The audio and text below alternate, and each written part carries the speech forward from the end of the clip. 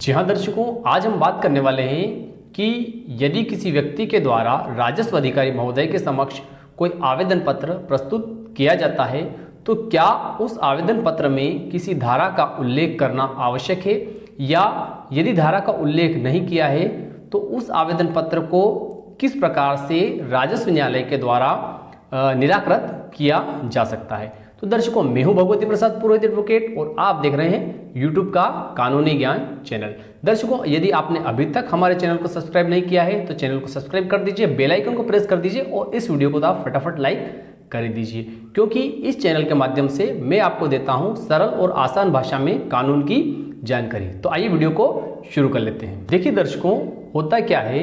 कि कई बार पक्षकारों के द्वारा अर्थात सामान्य व्यक्ति के द्वारा, जो कि अधिवक्ता नहीं है या कानून का जानकार व्यक्ति नहीं है, उस व्यक्ति के द्वारा अपनी भाषा में कोई आवेदन पत्र बनवाकर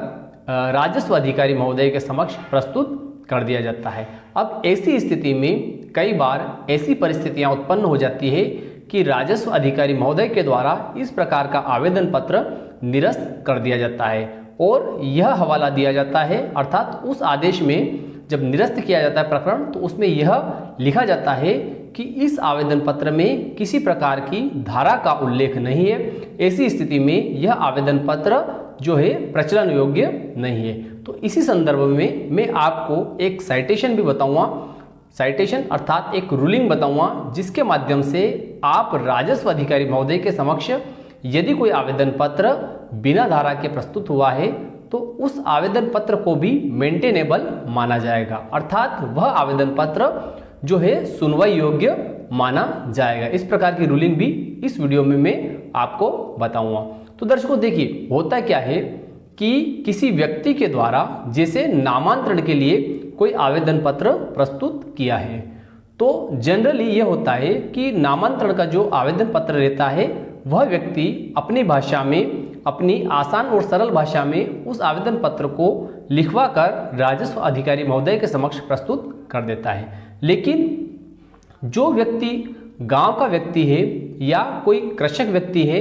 या ऐसा व्यक्ति है जो कि कानून की जानकारी नहीं रखता है, अब उस व्यक्ति के द्वारा उस आवेदन पत्र में केवल यह उल्लेख कर दिया जाता है कि उस व्यक्ति के द्वारा किसी व्यक्ति से कोई कृषि भूमि क्रय की है या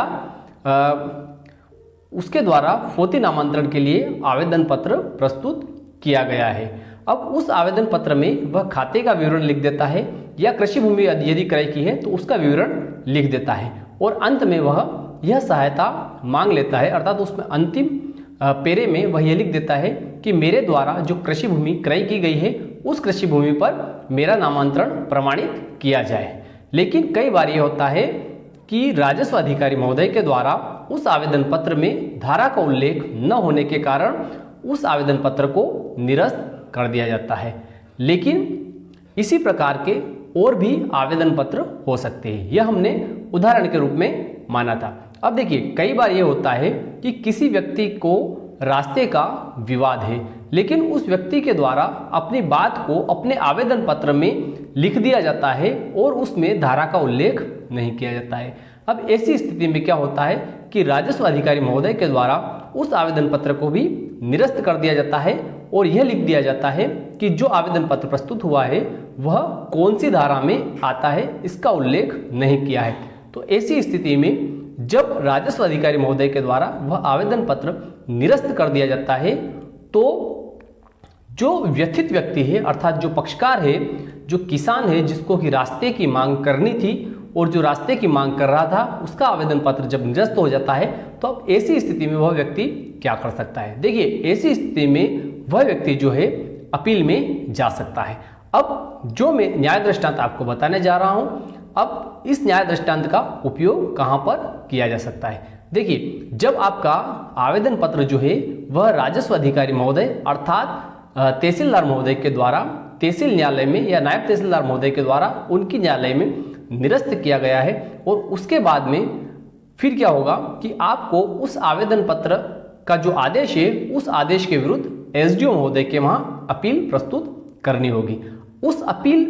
में जब आर्गुमेंट होगा, अर्थात जब बहस होगी या जो आपके अपील के आधार होंगे उस आधार में आप इस बात को उल्लेखित कर सकते हैं, क्योंकि जो भी राजस्व अधिकारी महोदय रहते हैं उनके समक्ष जब कोई आवेदन पत्र प्रस्तुत होता है तो उनका दायित्व रहता है कि उस आवेदन पत्र में कौन सी सहायता मांगी गई है उसके अनुसार उन्हें उस आवेदन पत्र का निराकरण करना है। अर्थात यदि आपके द्वारा मांगी गई सहायता जो है वह राजस्व अधिकारी महोदय के द्वारा प्रदान की जा सकती है तो राजस्व अधिकारी महोदय जो है उस आवेदन पत्र को इस आधार पर निरस्त नहीं कर सकते कि उस आवेदन पत्र में आपके द्वारा धारा का उल्लेख नहीं किया गया है। और इस संदर्भ में राजस्व मंडल का एक न्याय दृष्टांत मैं आपको बताने जा रहा हूं। देखिए, राजस्व मंडल का जो न्याय दृष्टांत है वह है, न्याय दृष्टांत कुछ इस प्रकार से है कि नामांतरण आवेदन पत्र प्रस्तुत किया गया परंतु सही धारा का उल्लेख न किए जाने से त्रुटि की गई। यह सारवान त्रुटि नहीं है और अनुतोष प्रार्थना मंजूर किए जाने या सहायता दी जाने से इनकार नहीं किया जा सकता। ऐसा आया है हंसराज विरुद्ध उर्मिलाबाई। यह राजस्व निर्णय 1988 पेज नंबर 267 पर इसका हवाला दिया गया है। तो देखिए दर्शकों, इस जो निर्णय है इस निर्णय में इस बात का उल्लेख है कि जब कोई आवेदन पत्र तहसीलदार महोदय, नायब तहसीलदार महोदय या एसडीओ महोदय के समक्ष अर्थात राजस्व अधिकारी महोदय के समक्ष प्रस्तुत होता है तो उस आवेदन पत्र की अंतर्वस्तु का मतलब होता है कि उस आवेदन पत्र में कौन कौन सी बातें लिखी गई है और क्या उस आवेदन पत्र में जो बातें लिखी गई है उन बातों के अनुसार राजस्व अधिकारी महोदय को सहायता प्रदान करने का अधिकार है अथवा नहीं है। यदि राजस्व अधिकारी महोदय को उस आवेदन पत्र में लिखी गई बातों के अनुसार सहायता प्रदान करने का अधिकार है तो राजस्व अधिकारी महोदय के द्वारा उस आवेदन पत्र को जिस धारा में वह मेंटेनेबल है अर्थात सुनवाई योग्य है उस धारा के अंतर्गत उस आवेदन पत्र का निराकरण किया जाएगा। इस आधार पर उस आवेदन पत्र को निरस्त नहीं किया जा सकता कि उस आवेदन पत्र में किसी धारा का उल्लेख नहीं है।